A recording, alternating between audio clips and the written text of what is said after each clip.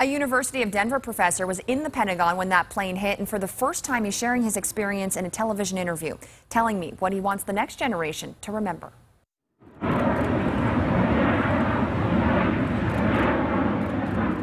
I had 29 years in uniform and one bad day. That was my one bad day. Every 9/11, Philip Beaver starts his day with emails to other survivors. Just send a quick note and say, hey, glad to still be here. Now a professor at the University of Denver, Beaver's come a long way from that dark day. For about 6 months afterwards, loud noises bothered me. If my girls would slam a door at home, I'd jump. He was on the computer when American Airlines Flight 77 hit the Pentagon, searching for news about the attack on the Twin Towers when he heard an explosion. Being in the military, I'd heard things explode before. I had heard things go boom. It was, shouldn't have been a surprise, but you just don't expect it in your office. Beaver distinctly remembers the window, the only one that blew in, not out. The glass didn't even break. As they renovated the Pentagon, they put Mylar coating on every window.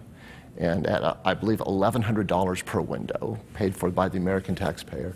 Every time I see a taxpayer, I thank them for buying that Mylar coating. I did not get a scratch. And he remembers he planned to walk the 12 miles home. I walked about 7 miles, and a car coming the other direction saw me with my shirt untucked, half uniform, half on, covered with plaster, and they picked me up and took me the rest of the way home. Beaver went to 28 funerals in the months after for the coworkers around him who didn't survive.